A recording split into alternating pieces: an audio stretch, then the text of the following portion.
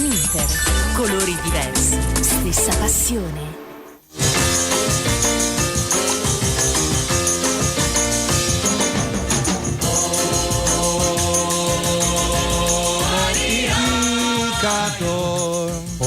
Hola. Allora.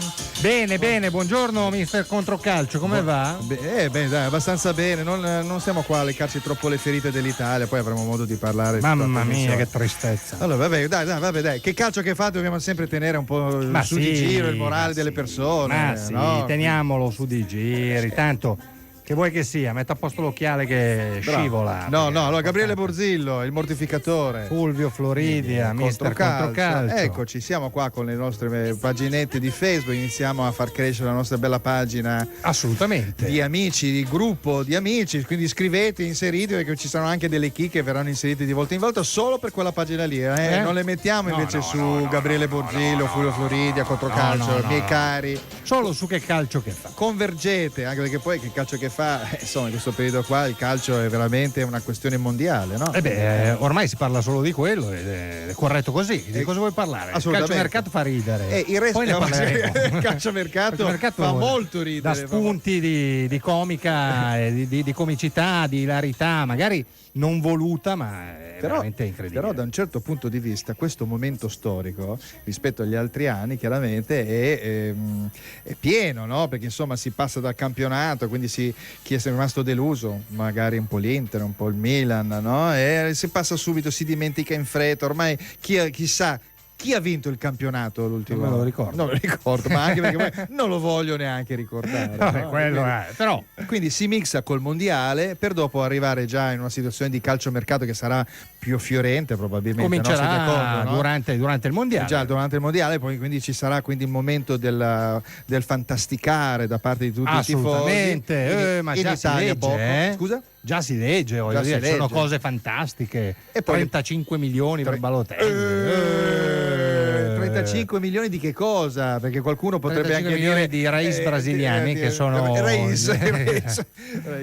E quindi poi dopo si butta subito con le prime amichevoli che poi saranno anche abbastanza interessanti per ciò che riguarda l'Inter e il Milan, assolutamente, non grandi squadre, e poi anche perché poi l'Inter comincerà alla fine di luglio grazie allo splendido piazzamento, grazie a Mazzarri. Ma vieni, cominceremo alla fine di luglio la UEFA League, come si chiama? La UEFA non si riesce Champions League, non me lo ricordo. Europa. Europa League. UEFA Europa League, quindi fantastico. No? Anche perché poi vabbè ce lo siamo anche meritato mostruosamente, quindi sta andando la base di Maschenata ancora? No. Allora la facciamo andare ancora un pochettino perché è così bella, carina, simpatica. Beh, la Maschenata insomma sempre voglio dire. Siamo in clima. Siamo in clima, no? A parte il fatto che ho visto che anche a te piace la bossa nova e quindi è chiaro che quindi è una cosa fantastica.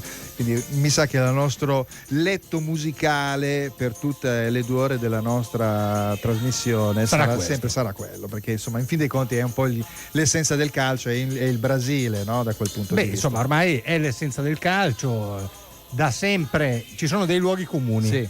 Gli inglesi sono i maestri del calcio. L'essenza del calcio. Ha vinto un mondiale a casa loro nel 66, non si sa ancora se con un gol regolare o meno, dopodiché mai. Tale Hurst. Il Brasile è comunque la squadra dove, voglio dire, il calcio molto praticato, frizzante, calcio samba. Sì. In realtà poi vedi questo Brasile ed è una roba triste da vedere. Infatti, questo è un tema di discussione abbastanza interessante. Perché io stavo pensando, ieri parlavo con amici. Sì. Tu pensa se l'arbitro giapponese non gli avesse regalato il rigore con la Croazia? Ah sì, erano fuori. Altro che noi. Erano fuori. Dopo andiamo a guardare anche poi la situazione girone per girone, no? Assolutamente, ce la guardiamo perché sai che da oggi comincia il girone, il giro della morte. L'ultimo giro. Da oggi comincia ultimo giro, ultimo regalo. O dentro o fuori. Non ci sono molti calcoli da fare. No. Però in alcuni gironcini ho dato un'occhiata e vedremo qualche bellissimo pareggino, chissà come, non so. L'hai anche annunciato nella tua. Sì, l'ho scritto perché l'hai scritto oggi. Guardavo, no? Perché sempre davo un'occhiata, soprattutto sulle vedendo sono i risultati anche USA-Portogallo, per esempio, che è finita 2-2 col pareggio all'ultimo minuto, all'ultimo secondo dell'ultimo tutto. ma Germania e Stati Uniti sono praticamente qualificati.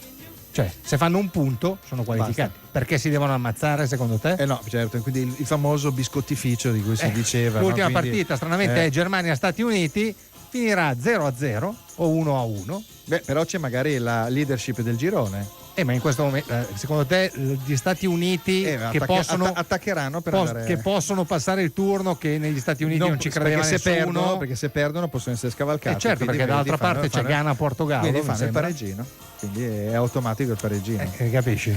A meno che quel centravantone di Klose non picchi dentro una bella tripletta. Ah, se l'avessimo avuto noi Klose. Ma noi avevamo un signore qua che si chiamava Tony, ma è stato messo proprio neanche considerato, perché noi dobbiamo giocare senza una punta di ruolo, capisci? Sì, ma infatti pensa nell'ultimo quarto d'ora che devi fare il gol assolutamente, questo qua ti scompagina, nel senso che ti dà tra una rusata e l'altra, certo, ti arriva una palla dentro di testa, perché se noi aspettiamo oramai l'elevazione di Barzagli, Chiellini, no, ma loro non... chi altro? Tiago Motta se gioca. Chi altro può dire? Tiago Motta ha segnato qualche gol di testa? Beh, sì, nell'Inter ha segnato, no? Quindi però gli altri dove sono le torri? No, non ce n'era. Buffon. Ecco, Buffon è alto magari sui calci d'angolo, però può essere. No, ma in effetti devo dire che adesso facendo un rapido volo ad uccello, com'è che si dice? Sì, radente proprio. No? Sulla partita dell'Italia poi magari noi non abbiamo ancora parlato, gli altri ne hanno parlato in tutte le salse, ma noi ancora no, perché siamo andati in onda e l'Italia doveva ancora fare questa cosa disastrosa, questa prestazione, questa cosa, ecco. Ma ora in onda la cosa. Esatto, e domani grande che cosone, la cosa di John Carpenter. Grande film. Però negli ultimi, cioè Prandelli è riuscito nell'intento, non ho capito con quale intento, ma è riuscito a mettere una serie di mezze punte, Insigne, Cassano, Cerci, no? Che nella mente di quest'uomo io non ho capito cosa dovevano fare, perché se dovevano saltare l'uomo e andare sul fondo e metterla in mezzo, per chi la mettevano? Beh, certo, infatti per questo che il signor centravanti, non riesco neanche a pronunciarlo, non è mai rinculato per cercare di ottimizzare un inserimento magari dello stesso Cassano o di un centrocampista. No, perché doveva rimanere lì in area, e però se non ti arrivano i palloni giochiamo in 10 contro 11. Ma anche no? Se ti arrivano e ti anticipano tutte le volte. Beh, però devo dire la verità, che questo anche ormai siamo entrati dentro il ragionamento del mondiale, quindi siamo ormai dentro la trasmissione. Però effettivamente tutte le squadre, anche tatticamente come il Costa Rica, sono evolute. Non è che c'è più la squadra di una volta che arriva, attaccano in 10, poi si fanno prendere in contropiede. Questi qua hanno capito dopo 2 o 3 giocate di Cassano, che aveva cercato all'inizio effettivamente di vivacizzare qualcosa, aveva fatto quante palla di sghimbescio di qua, poi dopo quando hai visto che Cassano dava la palla indietro, vuol dire che ne aveva 3 addosso. Certo, stessa cosa Cerci. Cerci faceva il numero, ha fatto il numero Cerci 2 o 3 volte, poi ne aveva già altri 2 subito. Insigne, che sinceramente adesso, per carità, o sei alto 1,68, sei Maradona con delle belle cosce così e giochi a pallone nelle favelas dall'età di 8 anni e diventi un mostro, altrimenti quelli che sono alti 1,55, 60, io direi di lasciarli a casa, se non metterli in aria, perché allora in aria diventano pericolosissimi. Certo, in area, ma quando questo ha incominciato a rimbalzare, io ho visto una palla, continuava a rimbalzare, non la prendeva di testa, no, non perché sulla 3/4, no? E allora io questa cosa qua dico, vabbè, si possono anche trovare altri giocatori. Ma effettivamente, avendo Cassano e avendo Cerci, l'utilità di portare Insigne io non l'ho capita, ma ti ripeto, cioè io poi con Prandelli io lo difendo, perché infatti sono partito convinto che Prandelli sia l'allenatore giusto. Prandelli è arrivato in finale all'Europeo, che uno ne dica, non siamo mica fuori ancora, non siamo neanche fuori, è arrivato in fondo alla Confederation giocando un gran bel calcio, per cui io mi fido di lui.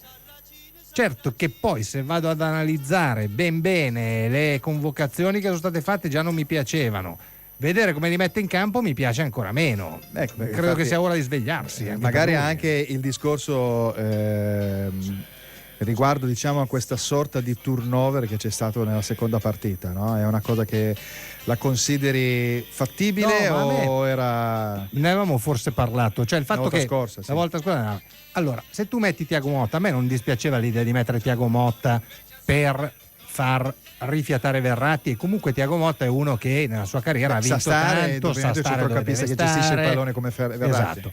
Però se Thiago Motta è quello che abbiamo visto lì, no, certo, che non sta in piedi, no. ma perché lo metti in campo? Lui ha detto, l'unico che ha detto, ha avuto l'alibi e ha detto c'era un gran caldo. Non l'hanno detto gli altri, effettivamente c'era un gran caldo, però lui effettivamente ha cercato di nascondersi dietro quello. Poi no, comunque io invece non l'avrei messo, avrei continuato a mettere Verratti. No, ma perché Verratti si è stancato anche nella prima partita, però dopo l'ha sostituito, ma fino a quando ha giocato Verratti, insomma, ti salta la palla, cioè l'uomo a centrocampo molto più veloce, più reattivo, fai prendere la posizione sulla tre quarti, 22 anni, no? E corre. Oltretutto eravamo scoperti, come dicevamo prima tra di noi, sì, completamente dalla parte di Abate, che francamente è uno che fa la riserva del Milan. Sì, però aveva anche un compito molto difficile, era preso tra Bolanos e Camper. Ma perché? Largo, secondo te perché l'ha messo lo so perché partono dall'anello più debole. Mi sembra evidente. Per forza. Ma allora, se tu giochi con la riserva del Milan, ma cosa pensi di aver portato al mondiale? Ma è la riserva del Milan, no? È riserva del Milan. I milanisti non è che, cioè, se c'è qualche milanista che al 392 82 63 444 vuole difendere Abate, noi siamo contenti. Oppure alla diretta 02 39 65 65 65. Si potete anche chiamare, noi sappiamo che questo è un orario infelicissimo per le chiamate, perché la gente è a lavorare, quindi il lavoro. Esatto, questa qui è un'ora disgraziata un po' per le chiamate. E ha anche, diciamo, mancanza di ossigeno perché ha appena finito di mangiare, soprattutto perché magari si è mangiate le lasagne alla bolognese con dice, un bicchiere non ce la facevo, però ho visto le lasagne alla bolognese col bicchiere di Bonarda, e a quel punto lì però KO tutto il pomeriggio, ecco. Esattamente, per cui però fondamentalmente tu stai giocando in difesa con la riserva del Milan, che i tifosi del Milan, se potessero, lo venderebbero domani mattina. Stai giocando dall'altra parte con un esordiente 19enne che peraltro 24enne, anziché Darmian, che peraltro è l'unico che nel secondo tempo ha tirato in porta. Ah sì, che ha fatto un bellissimo tiro, tra l'unico, l'unico tiro in porta, ma vedi di tutto anche, il secondo vedi tempo. Che anche quello fa capire che effettivamente se noi non abbiamo, cioè abbiamo deciso di giocare bloccati solo su Balotelli con questi centrocampisti che si inseriscono, ma ci dovrebbe essere stato precedentemente un approccio, uno studio ben preciso al limite dell'area per arrivare al tiro, alle conclusioni, quindi da Pirlo, da Verratti o Thiago Motta, insomma il giocatore deve arrivare, deve tirare. È arrivato il terzino giustamente e ha tirato, però se tu devi cercare di aumentare il ventaglio, allora Toni non lo prendi perché Toni non si può prendere, però perché era uno vecchio, alto di testa, è vecchio. Però c'è Klose che è entrato a 35 anni, esatto, però è vecchio, quindi ci sono quindi tutte queste situazioni che pensavo che fossero state ben calcolate, visto il primo gol, quello di Marchisio, che era frutto di una combinazione di uno schema, no? E quindi uno dice vabbè, siamo a posto, con gli schemi hanno lavorato bene. E anche lo schema del gol di Balotelli con Candreva, che ha crossato sul secondo Candreva, grande interprete della prima partita. Sì. Assolutamente inutile e dannoso nella seconda, dove non ha saltato niente. L'uomo una volta, non è tornato a coprire una volta, era proprio imballato perché lo appoggiava male, era proprio una cosa. Ma infatti la cosa che mi ha sorpreso un po', cioè che devo dirti adesso, a prescindere dalla prestazione che è stata orrenda, è che facevamo degli errori di una gli appoggi, gli appoggi. Quando sbagli il passaggio a 5 metri vuol dire che non ci sei con la testa. Mi è sembrato di vedere un Inter degli ultimi 2-3 anni, quando tu vedi certe partite in cui vedi che continuano nella stessa partita, ogni appoggio è sbagliato, è complicato, quindi però Fulvio, siccome io sono un po', come dire, propositivo, no? E ho un'età come ce l'hai tu, abbiamo visto un sacco di mondiali, insomma, io ne ho visto un bel po'. Ho visto 2 finali dell'Italia perse, ho visto 2 finali dell'Italia vinte, ho visto un 4º posto in Argentina, ho visto un 3º posto in Italia, insomma, ho visto delle belle cose, ma quasi mai noi nel girone siamo convincenti, mai convincenti. Mai. Infatti diciamo tutto sommato questo inizio propedeutico forse al passaggio del turno come nel 1982 che effettivamente quello è stato proprio che poi giocavamo veramente male con 3 pareggini passando, 3 pareggini. Una cosa veramente. La prima oltretutto giocavamo con la Polonia che dopo l'abbiamo schiantata.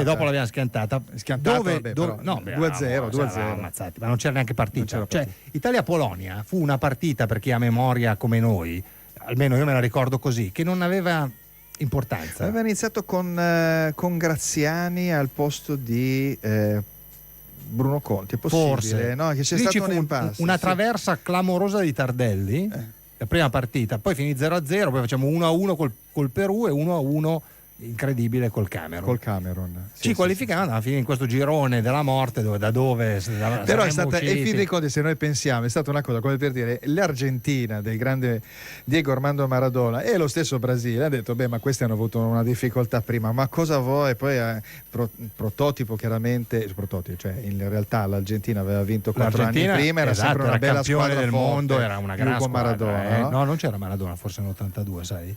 No, non ci giuro. C'era già, sì, è vero, c'era bravissimo. È Gentile che sì, è vero, bravissimo. Sia su Zico che con Maradona gli ha staccato di tutto. Di tutto. E lì c'era una... Ti ricordi che Marco... nel 78. Non c'era nel 78.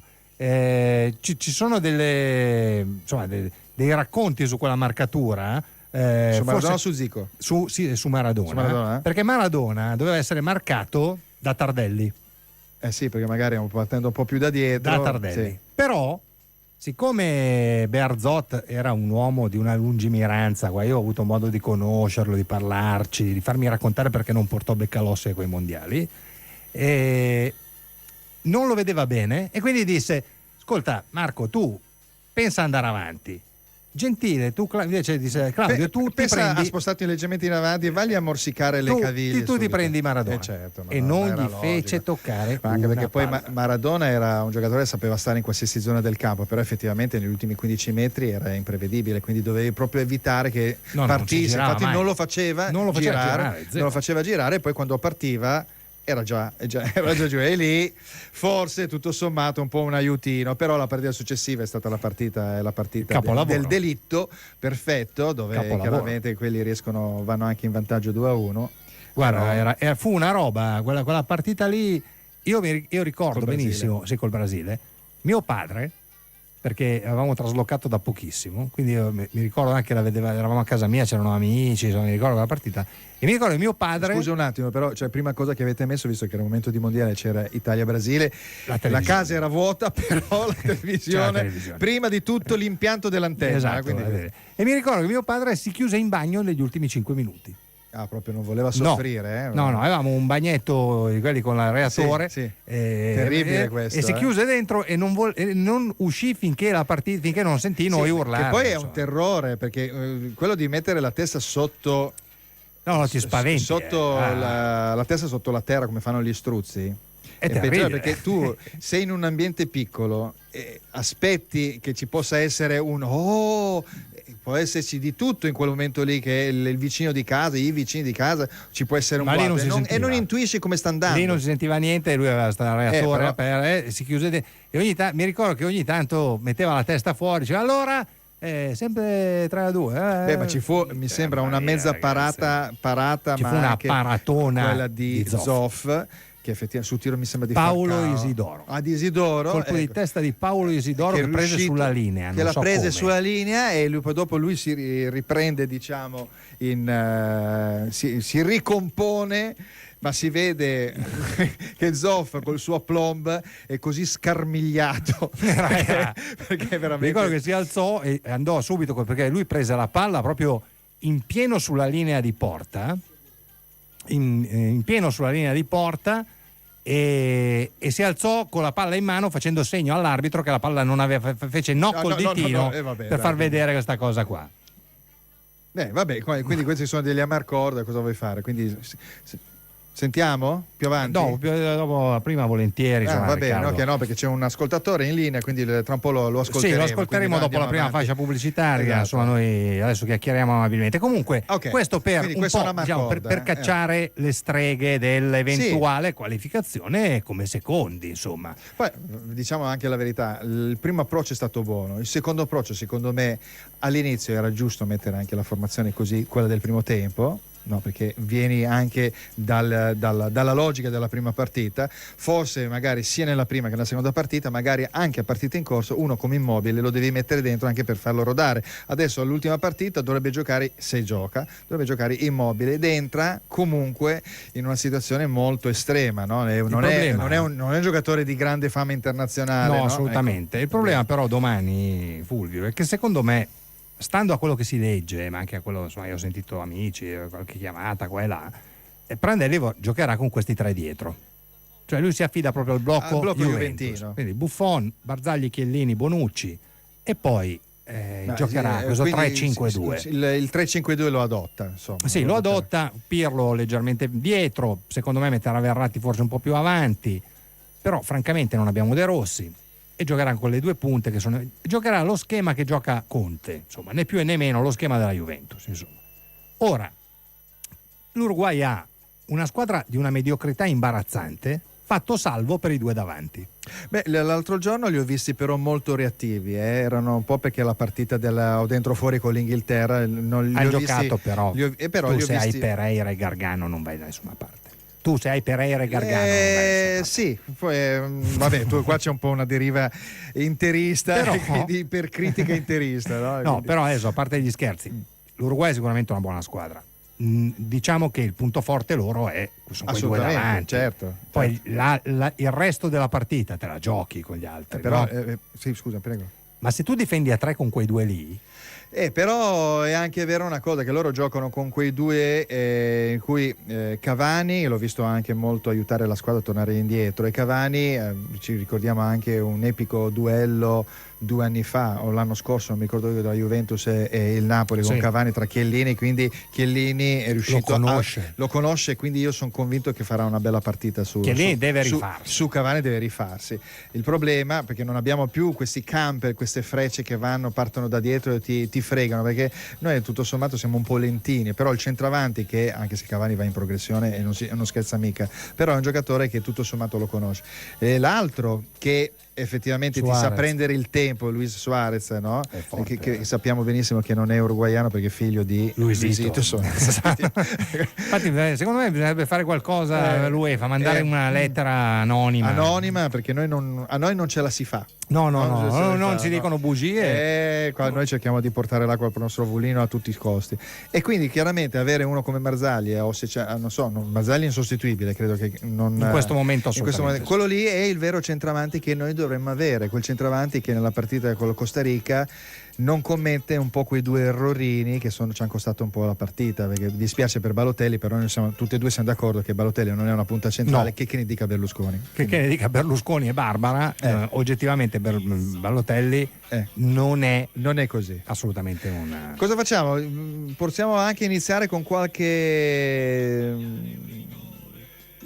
giochino riguardo a qualche giocatore, o trasliamo tutto alla seconda mezz'ora, perché mancano pochi minuti, in 5 minuti? 4 minuti alla pubblicità. 4 minuti alla pubblicità, allora forse no. Parliamo un attimo in questi 4 minuti prima di cominciare la seconda parte di Mamma Rai. Ecco, dai, appunto, allora finiamo qua. Mamma Rai, mettiamo sempre un'acqua De Marzo. Sì, mettiamo un'acqua De Marzo sotto, che ci piace. Ecco. Oggi cominciano gli ottavi, no? Sì. Nel girone del Brasile c'è una partita inutile, che è Brasile-Camerun. Il Camerun è a casa, non c'è Eto'o. No, è interessante. È interessantissimo. Dall'altra parte invece c'è Messico-Croazia. Ma cos'è Messico-Croazia? No. Cioè, la Croazia abbiamo visto come ha giocato, no? Quindi c'è quei giocatori a centrocampo molto bravi, no? Giusto, poi magari c'è Mandzukic lì davanti, ma fa no? niente, non poi importa. c'è Serna dietro, no? E poi quel portierone che poi non dice niente, come si chiama? Platicabili. Non lo so, quel portiere lì. Terribile. Tu che sei portiere è terribile. è terribile. Vedi che allora è giusto, ha ragione Mamma Rai. E quindi Mamma Rai ci manda stasera in onda, in maniera veramente interessante, Brasile-Camerun. Messico-Croazia no. Ecco, Messico poi c'ha quell'Herrera che è un buon giocatore di centrocampo. Ma voglio dire. Però non è che allora, tra le due partite, con una partita che è dentro fuori per tutte e due, quindi secondo me se daranno di santa ragione dal primo al 90°, ma non calcisticamente parlando. Ed una partita che non avrà nessun senso logico, la Rai sceglie di mandare l'ottavo di finale senza senso logico. Ecco. Va bene. Nel frattempo però la direzione questa di Sanremo è stata data a Carlo Conti, ti interessa? No, ti giuro, veramente, no? Questo è vera come notizia. È vera come notizia. È vera come notizia. Allora, del resto è un buon testimone, perché essendo abbronzato, chiaramente ricorda molto la riviera, chiaramente ligure, quindi venite, è un ottimo spot, no? Hai capito? Assolutamente. Quindi lui in mezzo ai fiori, ai gladioli, è meraviglioso della riviera, quindi quest'uomo abbronzato, oppure forse anche, perché ormai il nostro è un paese chiaramente multietnico, può ricordare chiaramente ormai il colore della pelle che è diventato un pochettino più abbronzato. Vabbè, ce n'è di ogni, guarda. Vabbè, però dai, bisogna dare anche la chance a un Carlo Conti che effettivamente ha tanti anni che no, per carità, sono contento che gli abbia magari dato. È più musicale, perché negli ultimi anni ha fatto dei format musicali. Esatto, lui potrebbe essere. Può essere che tu dici che ma vabbè, insomma, diamo spazio alla musica, perché dopo alla fine, tra celebrazione del 150esimo dell'anno, che è diventato tutta una cosa un po' magna, la celebrazione della RAI di quest'anno, perché quest'anno è stata la celebrazione dei 60 anni della RAI. 60 anni della RAI, dove hanno praticamente portato tutti i personaggi che hanno fatto la RAI, però per cercare di accontentare anche la gente di una certa età e tutto, però è stato veramente un carrozzone della RAI, e la manifestazione in sé. Ti ricordi chi ha vinto? Io adesso mi ricordo chi ha vinto, ma non l'ho più sentita quella canzone lì. Non me lo ricordo. Ha vinto Arisa. L'avete più sentita? sentita? Non so, tutti gli altri l'avete sentite? Quindi a livello musicale è stata almeno dal mio punto di vista, molto modesto. Sì, sai che è stato un Sanremo modesto. Comunque con Carlo Conti, la notizia della settimana, direi. La RAI gli ha affidato questa cosa. Io spero in albano. Spero. Canta albano? Canta albano. Peccato che non abbiamo qua la cosa, però qua abbiamo delle chicche che andranno in onda dopo. Sai che Albano ha una voce impressionante dal vivo. Certo, era una roba pazzesca. Sì. È impressionante, punto. È impressionante. Adesso, povero Hall.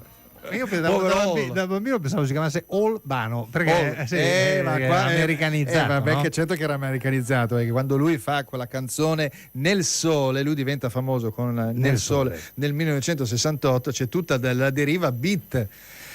È un periodo che adesso noi ci divertiamo con quelle canzoni, no? Abbiamo Luca Bianchino, che salutiamo, che però piace parlare con noi, piace parlare di musica con lui, perché lui non c'era, ma quel periodo è una cosa incredibile, no? Poi abbiamo tirato fuori anche delle canzoni, delle chicche dopo, delle chicche, perché quella era proprio noi siamo proprio i provinciali, quelli che arrivano dopo, e siamo alla periferia della musica, purtroppo, perché entriamo in questa logica commerciale. In realtà veniamo dal melodramma italiano, la lirica, il cantautorato, quindi non è che non sappiamo suonare e sappiamo abbinare la parola al suono, no? Hai capito? Però in quel periodo lì, chiaramente gli inglesi popolavano, il beat era incredibile e quindi veniva fuori albano. Eccoci qua, insomma. Siamo quasi in pubblicità, anzi siamo in pubblicità. Bene, allora la prima mezz'ora è passata chiacchierando del più e del meno, poi approfondiremo i gironi, gli ottavi, parleremo di varie cose. Assolutamente. Poi forse facciamo una mini rassegna stampa subito all'inizio, sentendo anche il nostro ascoltatore che ha chiamato, che dovrebbe essere in linea tra poco. D'accordo. Allora, pubblicità, ci sentiamo fra poco. Vai. Radio Milan Inter. Colori diversi, stessa passione. Radio Milan Inter. www.milaninterradio.tv, il nostro sito internet, dove potrai trovare tutte le ultime notizie della tua squadra del cuore. Diretta @milaninterradio.tv. Se volete inviarci una mail con le vostre opinioni, le vostre domande, ma ci potete trovare anche su Facebook e su Wikipedia. Radio Milan Inter. Abbiamo la vostra stessa passione. Niente. Cavolo! Hai sentito? Cosa? Come dei passi! Te l'avevo detto di mettere i ricambi originali! Ma sono cari! Giusto? Sbagliato. Ricambi originali al miglior prezzo e garanzia sugli interventi. Meglio portarle in un'officina Opel. Info sulla mia Opel.it. Presentandoti a nome di Radio Milan Inter, fino al 30 giugno 2014 puoi usufruire del cambio olio e filtro olio a soli €89 per motori diesel e a soli €59 per motori benzina. Da Lambro Car, concessionaria Opel a Cologno Monzese, Sesto San Giovanni, Vimercate. Tesoro, dove andiamo quest'estate? In giro per l'Italia, tutti i weekend. Tutti i weekend? Certo, con le frecce di Trenitalia parti il sabato e torni la domenica da €69 andata e ritorno. Offerta a posti limitati e soggetta a restrizioni. Dettagli su trenitalia.com. Estate Trenitalia, prenota subito e risparmi. Chuck, azione! Ritorna il reality shop di Bricofer. Iscriviti in coppia entro il 4 maggio su bricofer.it nella sezione Reality Shop Casting. Inviaci una foto a tema bricolage. Potrai essere selezionato e partecipare a Reality Shop Bricofer. Solo per coppie vincenti. Tanta adrenalina, lotta contro il tempo e creatività ti renderanno protagonista del video che ti farà vincere una fantastica auto. Per info bricofer.it. Bricofer, tra il dire e il fare.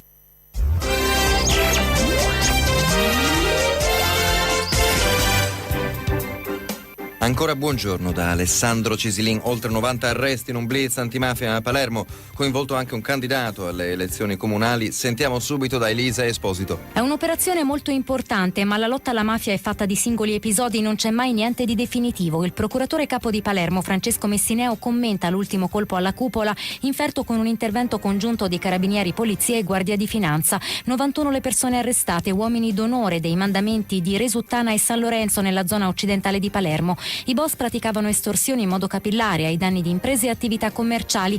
L'operazione è partita proprio dalle testimonianze di alcuni imprenditori vessati da anni che hanno avuto il coraggio di denunciare. Fra gli arrestati facce vecchie e nuove come Girolamo Biondino, fratello dell'autista di Totò Riina, da poco scarcerato. In manette anche Gregorio Palazzotto, per gli investigatori capo della cosca della Renella. In una conversazione registrata da una cimice fa luce sul delitto di Joe Petrosino, poliziotto italo-americano ucciso a Palermo nel 1909. Vantandosi dice che ad ucciderlo fu lo zio di suo padre. Non ho le colpe che mi vengono attribuite, lo ha detto il deputato di Forza Italia Galan, coinvolto nell'inchiesta del Mose, illustrando la memoria difensiva depositata in giunta per le autorizzazioni della Camera.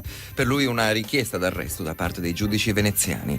Omicidio o suicidio la scorsa notte a Siena, un 78enne ha ucciso la moglie di 76 anni e poi ha annunciato alla polizia l'intenzione di lanciarsi dalla finestra. Inutile ogni tentativo di trattenerlo al telefono. Si potrà ripetere il test del DNA per l'omicidio di Yara Gambirasio, rinvenute altre tracce sugli indumenti della ragazza. A Bergamo, vertice degli inquirenti, Fabrizio Condò. Altri piccoli residui sugli indumenti di Yara, di DNA ovviamente. Per questo si profila un nuovo test dopo una rilettura del fascicolo e un riesame dei reperti raccolti dai RIS da parte del pool investigativo che oggi si è riunito in procura a Bergamo. Il profilo genetico è sempre di ignoto 1 che l'accusa ha individuato in Massimo Giuseppe Bossetti, detenuto nel carcere del capoluogo orobico. Il muratore 44enne che si proclama innocente ieri ha accusato un leggero malore e chiede di incontrare la moglie. Di lui ha parlato anche il parroco di Brembate, Don Corrino Scotti, durante la messa domenicale. Io spero solo che non sia quell'uomo lì, che non sia lui, perché è un papà. Al vaglio degli inquirenti i computer sequestrati nella casa di Bossetti e le immagini delle telecamere di Brembate. Il legale di Bossetti, Silvia Gazzetti, ha tempo fino al 30 giugno per presentare ricorso al Tribunale del Riesame e sollecitare la scarcerazione. 90 giorni invece a disposizione del PM Letizia Ruggeri per chiedere il rito immediato. L'avanzata delle milizie sunnite in Iraq ha raggiunto oggi un valico di frontiera con la Giordania e proseguono gli scontri con le truppe regolari, decine i morti. A Baghdad oggi il segretario di Stato americano Kerry. Ed è tutto, grazie dell'ascolto.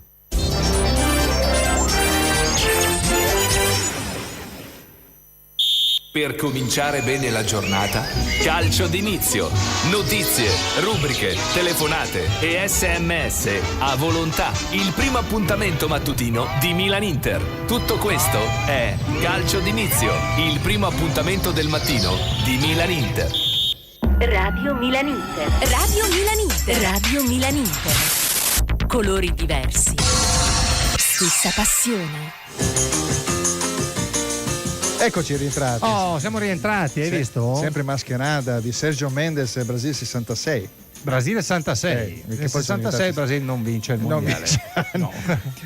No, sì, non vince niente, vince l'Inghilterra, ma esatto. Fu un mondiale brutto, perché avevano anche Pelé, quindi. Sì, fu un mondiale parecchio pesante. Intanto, vabbè, diamo dei ragguagli. A Milano la temperatura è di 27-28 gradi.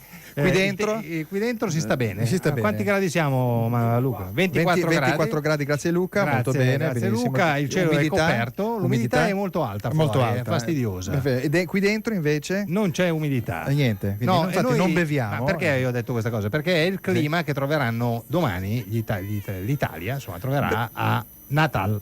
Quindi non è una cosa proibitiva, era peggio. Era peggio a Recife sicuramente. Era peggio ancora a Manaus. Ecco, no, anche perché poi stamattina ho visto un telegiornale dove è caduta una parte di una favela. Sì, assolutamente. Perché c'è stato smottamento, quindi ci sono state delle piove piogge. da giorni. Quindi troveranno molta umidità, ma non una roba impressionante, quindi vabbè, bene così, poi ne parleremo insomma. Allora facciamo quindi una mezz'oretta di notizie un po' varie, vediamo un po', magari parleremo anche di calciomercato, cosa dice, poi ci rituffiamo assolutamente. nel Intanto sentiamo anche magari il nostro amico da casa, così chiacchieriamo un po' anche con lui. Ecco, calciomercato. Il Milan ha acquistato Alex. Sì, assolutamente. Come cosa ne pensi? Un buon... A me non piace. È un Vidic? No, è molto meno forte di Vidic. Poi Alex mi sembra che proprio sia fisico, macchinoso, non mi piace per niente. Mi piace Menez. E piace Venezia, anche a me, indubbiamente. Io l'avrei preso subito, immediately proprio. No, anche perché poi comunque uno che non segna tantissimi, infatti, non segna tantissimi gol, però è stato anche chiusissimo chiaramente per il Saint-Germain. Vediamo allora chi c'è in ascolto. Pronto? Ciao, sono il CS10. Oh, CS10. Ciao Riccardo, CS10. Ciao caro, come stai? Tutto bene? Sì, bene. No, perché tu hai detto se c'è qualche milanista che vuole chiamare per difendere Abate. Difendimi Abate, per favore. No, però prima volevo sapere, perché siccome non lo conosco, milanista, perché io devo prendere le distanze, non so, devo vedere un attimo. CS10 cosa vuol dire? CS10, Cosenza? Clarence Seedorf 10, purtroppo. No, scusa, non ci sono arrivato perché io purtroppo non senti, a proposito. Ma la storia che Seedorf vuole prendere un pool di avvocati per farsi pagare con fior di politici, ex politici nel gruppo, esatto, per farsi pagare danni morali e materiali dal Milan. Che mi dici? No, ti dico, io non lo so perché non ho un rapporto privilegiato e diretto con l'oggetto del contender, cioè il grande Clarence, però se lui ritiene di essere stato offeso nella dignità personale e professionale, io credo che possa farlo e che ne abbia anche il diritto. Insomma, quindi tu mi chiedi di piantare lì una carriera da calciatore, no? Che magari non faccio i 100 metri in 10 secondi netti, però i miei numeri posso farli, no? Visto che ci sono i giocatori che hanno giocato fino a 40 anni.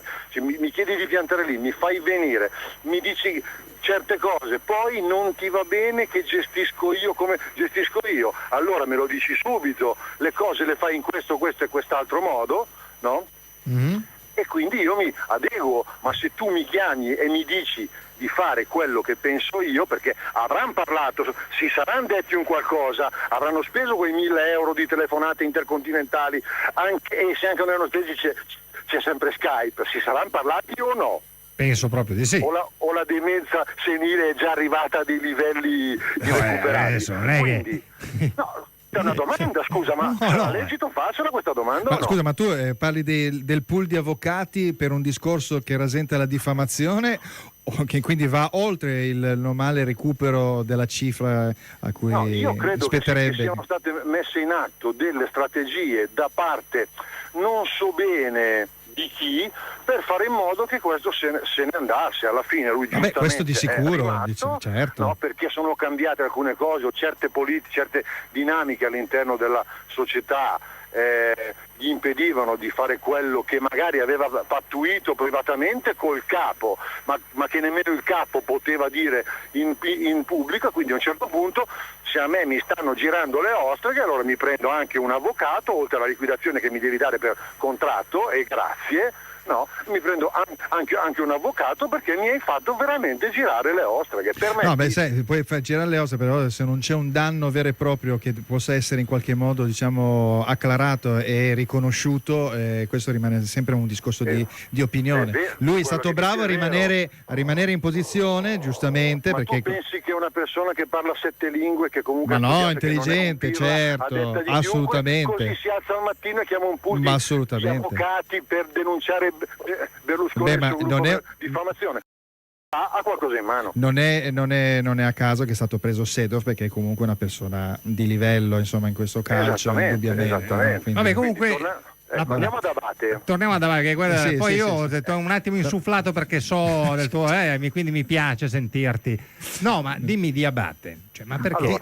Allora, dimmi anche tu. Lui fa il terzino semplicemente perché fa i 100 metri quasi come Bolt, perché lui comunque nasce come attaccante laterale avanti. no? Sì, Però alla destra. non essendo un mostro in avanti, ma avendo la velocità, si è pensato più o meno bene, tranne quando gioca Milito, di fargli fare il terzino. Sì, tranne quando gioca Milito. Ma Milito ha firmato per fortuna con Racing di Avigliana. Non credo che vada a giocare, vada a giocare in Argentina.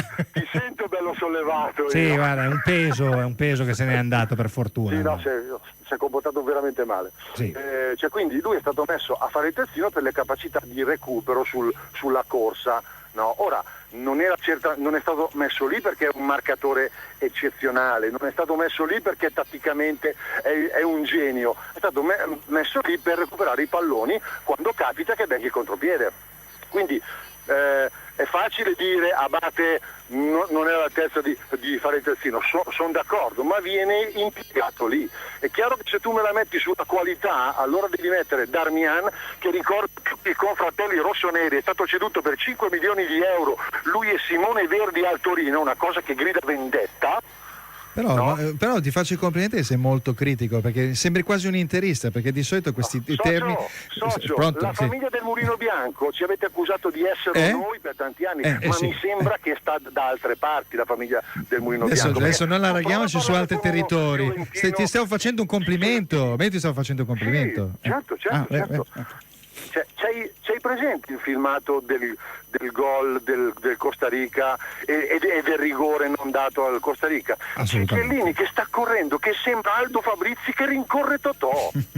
In effetti devo dire che è un po' fuori forma in questo momento. Mancava il binario e la valigia, però fa niente. È una cosa vergognosa. Tu prova a parlare di questo specifico fatto con qualche juventino. No, non ce n'è, per l'ora ha giocato bene. Allora io posso capire. No, questo non ne ho sentito neanche uno dire che ha giocato bene. Diciamo che molti lo difendono. Stasera alla fabbrica del vapore, giuro.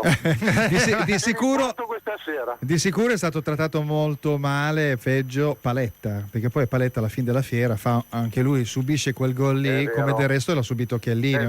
Chiellini ha sbagliato degli appoggi, però scusami un attimo, però Chiellini fino alla fine, infatti non si vede anche una scena a 5 minuti alla fine che non riesce a recuperare sulla linea di centrocampo perché è stanchissimo perché ha fatto dei recuperi che gli altri non facevano, perché quindi indubbiamente lui è dovuto andare negli spazi. Nel secondo tempo c'è stato un grandissimo recupero di palloni, però io mi riferisco ai primi 20 minuti indubbiamente primo tempo piace. Assolutamente, certo. All'80° sono tutti stanchi. Ma lui in particolar modo è stato messo sotto pressione lui, devo essere sincero. È che è Barzagli che va a prendere. Se Cappello quando tesse le lodi di Chiellini parla del piovra, mi sembra che sia una differenza sostanziale fra questo modo di identificare un giocatore e quello che fa Sacchi quando parla di Mussi e Tassotti che parla dei professori. Cioè già questo ti dovrebbe far capire quali sono le qualità del soggetto, no? No, vabbè, ma comunque Chiellini, io sto analizzando solo della partita, non voglio parlare in senso assoluto, perché Chiellini mi può piacere o non piacere. Deve giocare. Sì, appunto, infatti, però l'hanno massacrato forse anche oltre misura da quel punto di vista. È evidente. Mario Balotelli c'ha 2 palloni in una partita, riesce a fare un tiro, purtroppo non segna e passa per il deficiente del millennio, scusami. No, lì però ci sono colpe un po' a metà. Io purtroppo su Balotelli non ho molta, purtroppo è una mia vittima delle mie vignette. Però devo dire la verità che l'errore, che ne parlavamo prima con il mortificatore, che effettivamente lui non è una punta centrale, fosse stato Suarez in quella posizione lì avrebbe fatto 2 gol, perché Suarez sarebbe entrato dentro. Ma questo è il motivo per cui Suarez quest'estate sarà pagato 120-130 milioni di euro e il grande Liverpool si rifarà un'altra volta la sua squadra. Ho visto nel frattempo, mentre voi parlavate amabilmente, Sky ha mandato in onda una serie di gol di Suarez e fa spavento. Bene. Sono allucinanti. Anche domani. Fa spavento.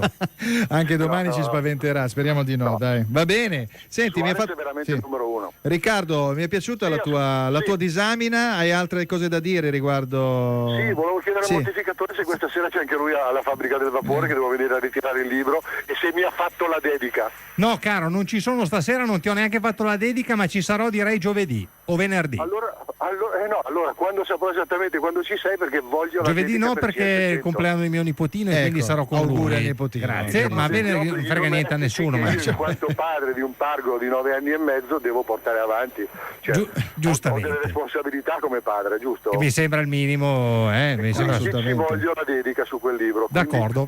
Vorrò sapere quando ti trovo là. Va bene, sarà allora molto più probabile il Venere. Ok, ciao, grazie ragazzi. CS. Ciao Riccardo, ciao, buona giornata. Come vedi, però non è che anche i milanisti sono critici. Ma guardate, mi sembrava di avere di fronte un ipercritico interista, perché questa battaglia sull'ipercriticismo interista la porta avanti da tantissimo tempo, perché dobbiamo smettere sempre di andare contro l'Inter a prescindere. Però lui ha portato indubbiamente delle argomentazioni, di sicuro non si fa, diciamo, in qualche modo manipolare da quella che è l'informazione che viene dall'alto di casa Milan in via Rossi, casa Milan. Oggi si passava, è brutto. Vabbè, più che altro perché non mi piace. C'è un decentramento verso la periferia, e poi non vorrei che fosse il decentramento alla periferia del calcio, no? Anche da quel punto di vista. Però effettivamente devo dirti che la sede non sono stato dentro a vederla, quindi dentro mi ha detto che è molto carina, insomma, particolare. Non mi piace dove l'hanno messa, non mi piace la sede, non mi piace il logo nuovo che è stato studiato da un architetto.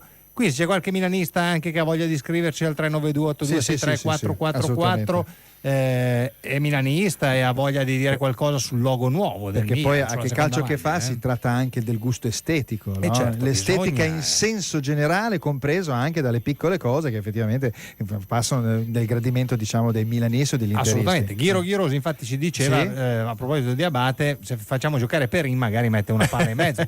Magari Perin la mette, non si può mai sapere. Ghiro, adesso vediamo. Magari la prossima partita ci stupisce Prandelli e fa giocare Perin all'ala destra. E vabbè, a quel punto lì però credo che dovrebbe andare in onda proprio una musica di questo tipo, perché lui, Prandelli, è detto Prandelli, quindi evidentemente lui sta rimuginando già da tanto tempo su questa partita, perché dice arriverò magari alla terza partita che è tutto da decidere, no? Quindi tu prova a pensare a questi meccanismi, queste rotelle che si muovono, sentite qua, guardate, sentite. Ditelo tutti insieme a me. 33 Trentini, 33 dentro Trento, Trotterlando, su beviamo ancora un po'. Incredibile, pensa a questi ingranaggi, 3. Se qualcuno le mangerà, non si deve spaventare, ce lo carichiamo su noi, anche se più brilli di lui. Dentro 3 tra le 3. È un po' macchinoso questo movimento, no? Cosa dici Luca? Questo è una cosa un po' beatlesiana, però non è molto fluida a mo' dei Beatles, ma è a mo' dei Nuovi Angeli. Questi erano gli schemi di Prandelli prima della partita con la Costa Rica. 3-3-3, 5-2. Infatti lui lo dice a un certo momento, vieni qua, beviamo perché dobbiamo un attimo tirarci su, perché francamente non ci ha capito proprio niente. Quindi magari ci stupisce veramente. Ti ripeto, io sono sempre positivo e propositivo, quindi perché no? Quindi allora è valido. La seconda punta la mettiamo per forza. Vale la seconda punta. Ma penso anche per un ragionamento, perché io sono sempre convinto, e questo l'illuminazione l'ho avuta quella famosa partita in cui avevamo in panchina Leonardo. Arriviamo al derby, no? In cui tutto sommato, anche se pareggiamo con la partita lì, visto l'escalation positiva di quel trend di partite, no? L'importante era non perdere. Allora, se loro giocano in un certo modo, tu devi essere speculare a loro, quindi uomo contro uomo, perlomeno il pareggio sulla carta tenderesti a prenderlo, no? Perché loro avrebbero dovuto fare una partita importante anche loro, invece noi abbiamo consentito, con quella disposizione estrema di quel 4-3-3, di farci, diciamo, veramente, scusate il termine, infinocchiare. Allora, quindi io sono convinto che se fai la stessa cosa, diciamo, quindi giochi con 2 punte da una parte e 2 punte dall'altra, il centro mediano metodista da una parte e il centro mediano metodista dall'altra, insomma centrocampisti di contenimento da una parte, è sempre così, no? Bene o male, diciamo. Infatti Leonardo è tutto meno che un allenatore. Vabbè, quello nel caso, però sai, fino a quel punto era un motivatore, però in quella partita lì ha fatto un po' un passo indietro. Ma sai che io lì ti dico, allora lì il problema non è stata la bravura di Leonardo, lì erano i giocatori che, cacciato Benitez, hanno avuto veramente la reazione d'orgoglio di adesso ti facciamo vedere. Ma erano tutti sani, da gennaio in avanti erano tutti sani, stavano tutti sani, bene tutti sani. E da gennaio in avanti saltarono fuori 30 e rotti milioni di euro per fare un mercato. C'era Schneider che aveva la gotta, esatto, no? Tutti c'era Maicon che aveva non si sa cosa, quindi la rosolia quindi poi dopo tutti sani e perfetti. Ma questo solo per dirti che praticamente domani, se noi giochiamo a 2 punte come loro giocano a 2 punte, ce la giochiamo, cioè nel senso che se la squadra avversaria si sbilancia per andare a fare un'azione d'attacco, anche loro dovranno fare molta attenzione nello sbilanciamento che noi potremmo avere, perché ormai è così, voglio dire, con tutti i limiti che ha Balotelli caratteriali,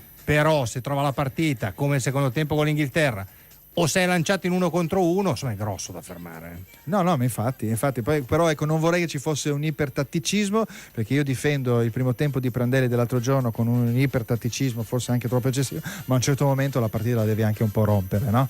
Quindi specie nell'ultima l'ultima partita in cui la devi rompere un po' per forza, no? Poi fino a un certo punto, perché noi abbiamo anche il pareggio dalla nostra, però non vorrei che quel punticino disgraziato del pareggio ci inibisca. Bravissimo, che poi è un po' la mia paura, cioè che si entra in campo con un po' di paura, diciamo, no?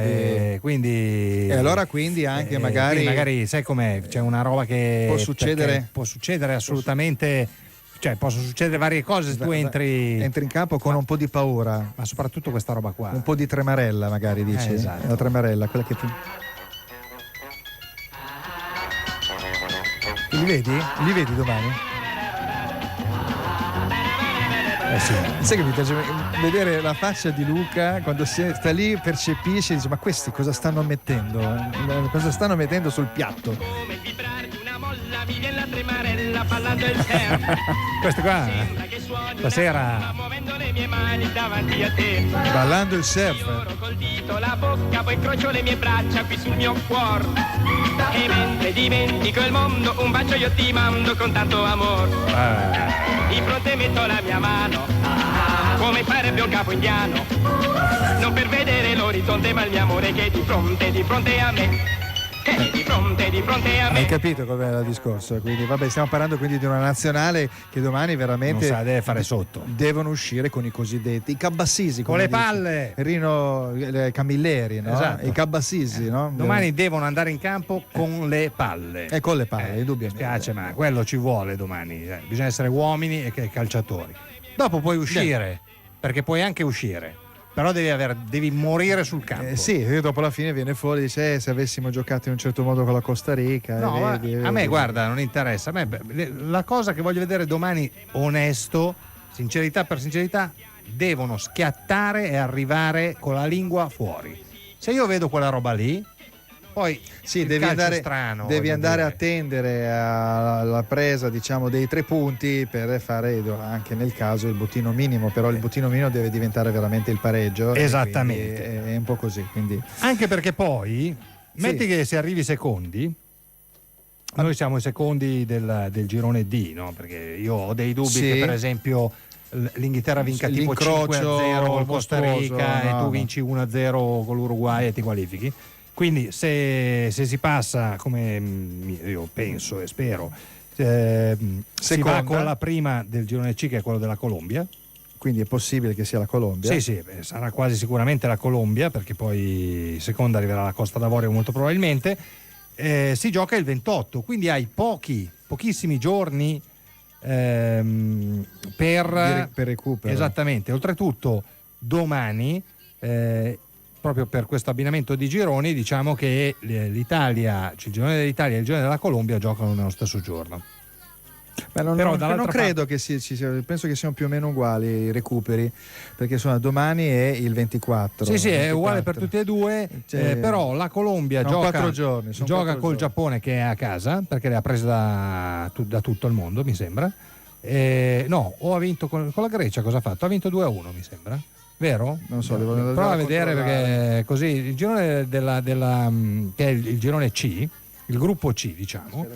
Sì, non mi ricordo quel diavolo di insomma le partite, allora vediamo cos'era. No, perché proprio aiutateci e diteci cosa ha fatto il Giappone. Allora, vabbè, Colombia-Grecia 3-0. Sì, no, ma era proprio la partita tra Costa d'Avorio e Giappone. Qual è che era, dici, la partita?